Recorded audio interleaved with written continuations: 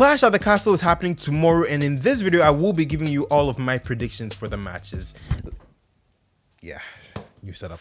Let's go. So of the 6 confirmed matches happening on the show as of right now, the first one I want to talk about is that between Matt Riddle and Seth Rollins. Now, yes, Matt Riddle has gotten his first name back. I am very happy about that. That was a weird thing Vince used to do that I wasn't a fan of. Now, this match, for those of you that remember, was supposed to take place at SummerSlam, but Triple H decided in one of his first moves as head of creative for WWE to take this match off the SummerSlam show and put it on Clash of the Castle. At the Castle, it's a little hard to remember what the show's name is, but yes, he did take that match off that show, gave it a proper build, and this is the match I am probably most excited to see. Now, what does it for me is I really don't know if these men have buried the hatchet, because if you have heard, there has been a lot of animosity between these two men dating as far back as 2019, I believe, when Riddle's ex-wife made comments concerning Becky and Seth. I think that Seth did not take too kindly on, he didn't take kindly to, and that has led to so many things along the way. You might even remember Survivor Series 2020, where he knelt down, you know, sacrificing himself in front of Team Raw and was like, for the greater good. That Messiah character was very interesting. Now, one of 2 things that came up was the fact that yes, he did want to get home on time to Becky to have the delivery of Rue, to be there for that. But another thing that was coming out was because Riddle was on Team Raw, he did not want the possibility of even working with him, which is why he took himself out of the match early. That was something else that came up. I don't know if it is true, but nonetheless, I do see Seth winning this match. This match could easily become a double disqualification match, but regardless of anything, I do believe that Seth Rollins walks away with a win. Then we have Edge teaming up with Rey Mysterio to face the Judgment Day, being represented by Finn Balor and Damian Priest. Now, this match for me, man, it centers around one thing: the fact that Dominic has to turn heel. It's not even an option anymore. I would be surprised if he doesn't turn heel and then still stays on the main roster. If he doesn't, he might as well go back to NXT, because, and I don't want to sound like a hater, I admire Dominic. Dominic is 4 days older than me, by the way, but I strongly believe that not turning Dominic heel would not, it's a bad move, and you need to utilize that. Although Dominic and his babyface do make it a little hard to, you know, to boo him. That's a little interesting to me. But if it comes down to it, I do think that the things tying in with Rhea, you know, getting speared by Edge, expressing his frustrations over that, I do believe that Dominic has to turn heel, and this anticipated turn I'm pushing for Dominic should be the catalyst for which Edge and Rey lose the match to Finn and Damian. Of course, I do expect Rhea Ripley to pull some shenanigans in the middle of the match. However, I also do see the possibility of Beth Phoenix coming out and defending, you know, Edge and Rey to some extent, because we have seen that already. In that case, it may not make the most sense to turn Dominic heel, although the seeds are a little too big to not notice at this point.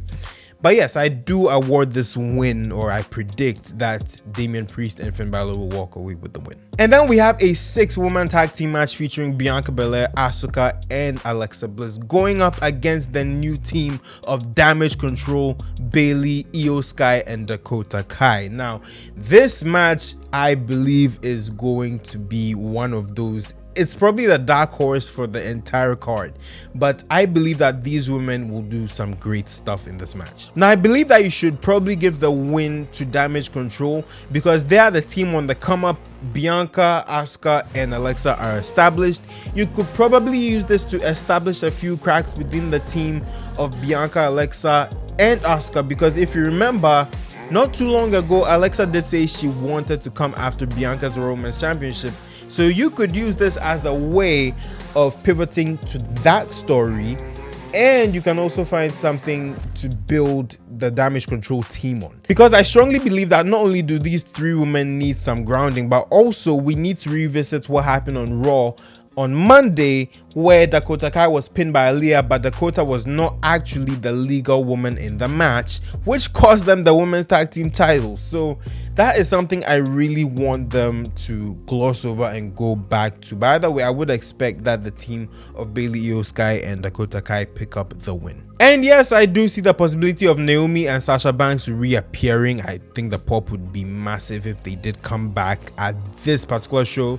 But yeah, Raw is also a good option. We'll see. Either way, we know they're coming back and I'm just excited. Now we're entering title territory, talking about Liv Morgan and Shayna Baszler going up against each other for the SmackDown Women's Championship. Now, I will be honest, Liv Morgan as SmackDown Women's Champion, I don't say we pulled the trigger too early, but the boos that she got after her SummerSlam match with Ronda Rousey definitely haven't helped things. They made her look a little like a paper champion. I hate to use the term paper champion because Liv is anything but weak. She is willing to do anything to keep that title. That has been established as part of her story as the champion.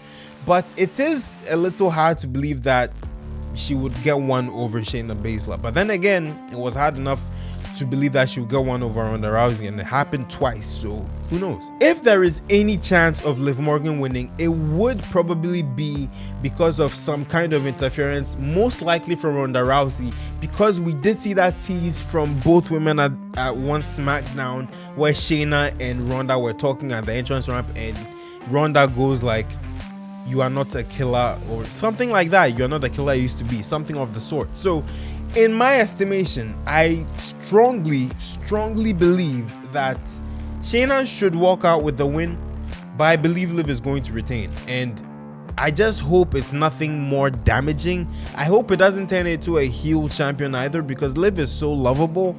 So it does border on a lot of things going on.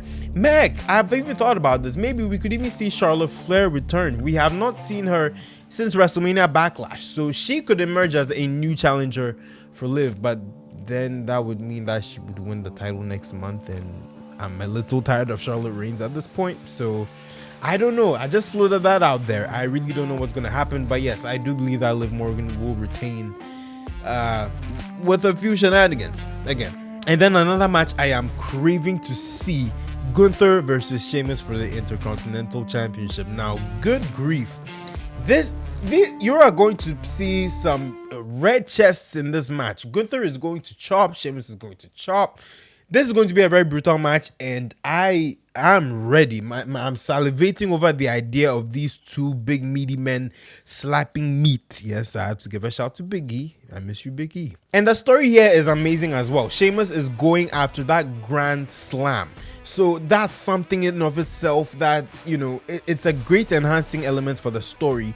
But you have this dominant champion in Gunther, who was NXT UK champion for around, was it 800 days or something? I always forget the number, but it was a very lengthy reign that spanned about 2.5 years. So looking at all of those things, I really believe that Gunther should retain the title, but it will be a hard-hitting match, and there will be no discredit on Sheamus's part. Sheamus is a legend, definitely will go into the Hall of Fame. The man is underrated, honestly, and this will be a very fun match. But yes, Gunther is most likely going to be world champion within the next 2 years, and I don't see him losing the Intercontinental Championship on this night, so I will give the win to Gunther on this night. And that leaves the main event, Roman Reigns defending the undisputed WWE Universal Championship against Drew McIntyre. And listen, I have pondered over this particular match for a few weeks at least, and I can almost tell you with a certain certainty that I believe that Drew McIntyre should walk away with the win. But here's the caveat. I believe if you're able to tweak the story well enough, Drew McIntyre wins the WWE Championship, not the Universal Championship. But let me explain that. Now, this is why I'm saying that Drew McIntyre has to win only the WWE Championship and not the Universal Championship. Austin Theory, he also got his first name back. Austin Theory could cash in the Money in the Bank briefcase, and this is why I'm saying so. Recently, you might have also heard reports about the USA Network wanting a World Championship back on Raw because Roman is barely there anymore. The consensus initially was that he would appear on both shows, but then again, he signed the new deal in April, and that has allowed him to go on a reduced schedule. And yes, as much as of a fan I am of Roman Reigns, I mean, heck, he's the reason why I have that WWE Universal title in the back. I am really not a fan of this reign as Undisputed Champion. The visual at WrestleMania was chef's kiss, right? Of him holding both titles, outstretched arms, all of that. That was great. But the reign itself it's been below lackluster, and I can't believe I'm saying that because Roman Reigns is my favorite wrestler right now. I mean, think about it, this will only be Roman's third defense of the undisputed WWE Universal title ever since he won it at WrestleMania 5 months ago. That is, you know, it almost makes it look like you've taken the title, you know, at hostage. I'm not saying it right, but you do get the point I'm trying to convey. As much as of a fan I am of the man, I really don't see why he should still have both titles. At least let go of one, and this is where I think the Austin Theory element with Money in the Bank comes into play. Now, I have thought about this, so stick with me. So you have Theory run down when both Roman and Drew are laid out. He cashes in, it becomes a triple threat, but Theory then suggests that he only wants one of the titles. So the announcer goes like, Theory is cashing in the Money in the Bank contract. This will now be a triple threat match for the WWE Championship. So Universal Championship's out the way, right? So somehow, some way, you know, I don't think Theory should win anyway, but what I think should happen is Drew hits either Roman or Theory with a Claymore. Drew gets the pin and Drew wins the WWE Championship. But then in a story much later, we find out that it was actually Paul Heyman's idea to have Theory go after only the WWE Championship, and that would tie in perfectly with Heyman trying to get in Theory's head a few months earlier on TV before he went away because he had to sell his injuries from the F5. You know, so I think that'll be a great tie-in. You know, I think it will also isolate the story for Karrion Kross and Drew McIntyre because that's also a thing. And yeah, it wouldn't hold, you know, both world titles at hostage because Roman is not going to be on every single pay-per-view. He's going to miss Extreme Rules next month in all likelihood.